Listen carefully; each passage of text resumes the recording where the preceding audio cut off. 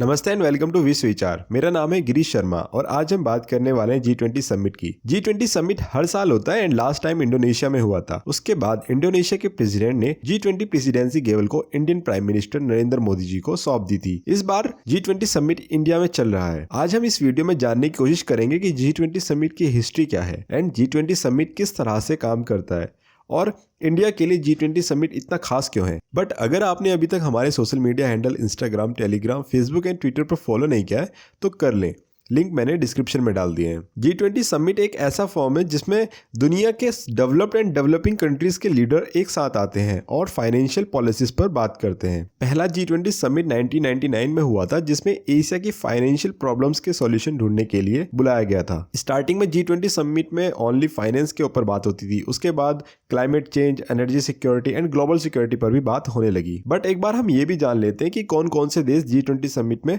हिस्सा हैं, यानी कि कौन कौन से देश इसका पार्ट बनते हैं।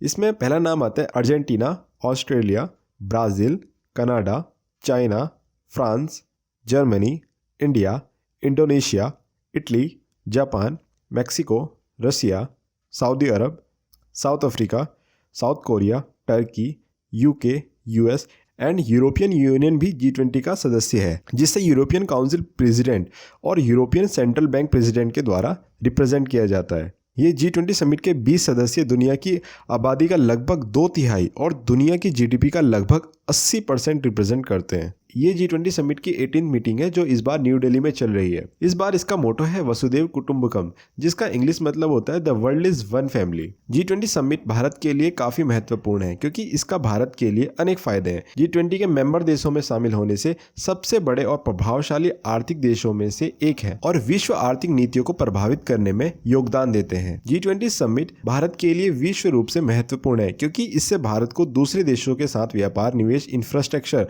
और इनोवेशन जैसे मामले में जोड़ने का मौका मिलता है, जो भारत के आर्थिक विकास के लिए महत्वपूर्ण है। इस प्लेटफॉर्म का उपयोग करके भारत अपनी प्राथमिकताओं को सामने रख सकता है और दुनिया के सामने डोमेस्टिक एंड इंटरनेशनल प्रॉब्लम जैसे क्लाइमेट चेंज, गरीबी, आतंकवाद को साथ में निपटाने के लिए सहयोग की तलाश कर सकता है। इसके अलावा 2023 में G20 समिट इस बार भारत में होने के कारण भारत को अपनी आर्थिक नीति और सफलताओं को दिखाने और विदेशी निवेश और व्यापार के लिए आकर्षित स्थान के रूप में प्रमोवेट करने का अवसर मिलता है। इससे भारत अपने आप को विश्व आर्थिक शक्ति के रूप में भी मजबूत कर सकता है और अदर कंट्रीज के लिए मोर अपॉर्चुनिटी क्रिएट कर सकता है। As a host of 2023 G20 summit, India कोशिश करेगा कि सबका ध्यान inclusive growth, sustainable development and innovation and technology पर फोकस किया जा सके। आशा है आपको ये वीडियो पसंद आया होगा। G20 समिट कंप्लीट होने के बाद मैं आपको बताऊंगा कि इस बार क्या क्या हुआ समिट में। मिलते हैं किसी नई वीडियो के साथ। विश्व विचार से जुड़ने के लिए आपका बहुत बहुत धन्यवाद।